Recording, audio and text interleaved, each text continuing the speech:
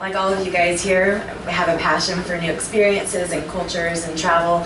And I think this story that I just wanted to share is probably how that was birthed in me. Because I feel like in conversations that I have with people, that most of us had some kind of defining moment or a time in our life where we made a decision and something that changed our path or the course of our life forever. And that was what happened to me.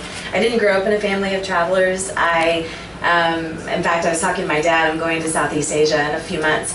And he, had one experience in Scotland. That's a whole other story. In fact, I think I wanted to tell you this just to give you a little bit of my background. And I am on the time. I'm fine.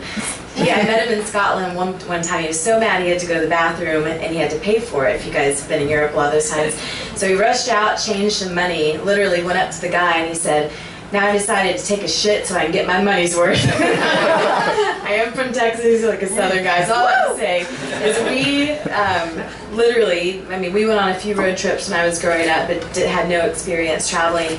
And so I had a friend that did a study abroad program in college in Europe, and so my family didn't have the money to do that, whatever, but I decided I was going to get a couple jobs slapping together turkey sandwiches at a local cafe and save money for a Euro pass.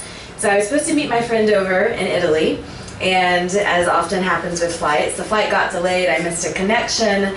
I finally get, to France, and I call her to tell her, I finally reach her, and she said, "Oh, I'm sorry," we were 19, 20 at this point. She had been traveling for 6 weeks, and I think had kind of that attitude of like, "I'm Miss International now, so I'll meet you there." And long story short, she said, "I'm going on to Austria because we've already got a tour booked tomorrow, so just come and I'll meet you." And she said, "Someone that I know will pick you up from the airport." So I was like, wide-eyed, scared. I don't know if you guys have ever had that experience. I had no idea what I was doing. I didn't speak another language. All I had was a backpack, and I finally got to Italy, and some guy showed up. And so they took me into their home. It was a family of 5 packed in this little apartment in Milan.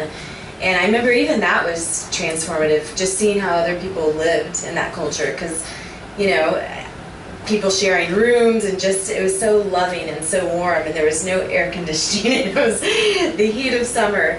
But that night started to open my eyes just to doing something different.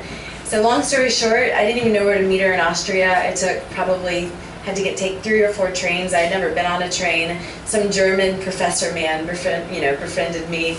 And finally I got where I was going. I landed in Salzburg, Austria that night, and it was one of those experiences where I walked into this, I think it was $20 a night. It was a hostel, but it had a king pillow bed and it overlooked a castle. I mean, what in the world? And it literally overlooked this babbling brook, and it was one of those defining moments where I said, okay, there's something that has just been birthed in me, that this is now going to be a part of my life for the rest of it. And so I spent the next 2.5 months traveling through Europe, meeting people, taking trains, getting lost.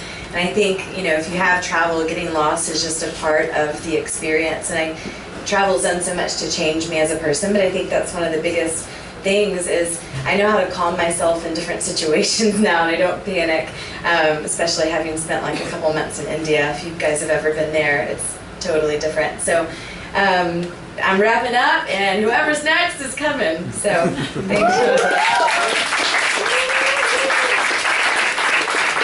Thanks so much. Good job.